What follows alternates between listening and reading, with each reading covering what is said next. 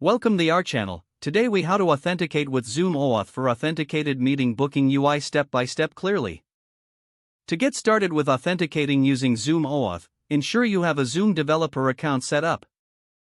Visit the Zoom app marketplace and create a new app by selecting the OAuth option.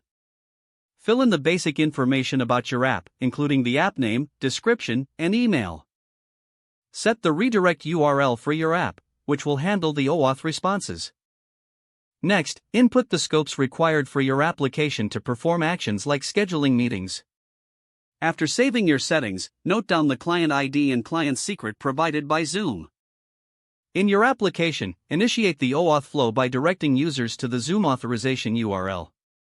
This URL should include your client ID, requested scopes, and the redirect URL. Upon user consent, Zoom will redirect back to your application with an authorization code. Extract this code from the redirect URL for the next step. To obtain the access token, make a POST request to the Zoom token endpoint. Include the authorization code, your client ID, and client secret in this request. Upon a successful request, you'll receive an access token and refresh token. Store these tokens securely for future API calls. Now, implement the booking UI to handle authenticated requests using the access token. When a user wants to book a meeting, initiate a request to the Zoom API with the access token.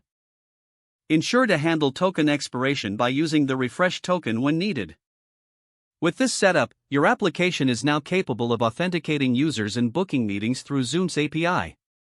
If the page does not load, refresh the browser or try again in a private or incognito window. Make sure you are using the correct email address, then retype it carefully to avoid small typos. If your password is not accepted, use the reset option and create a new strong password you can remember. Check your spam folder for verification or security emails, then complete any requested confirmation steps. Enable two-factor authentication if available to improve account security and reduce unauthorized access risk.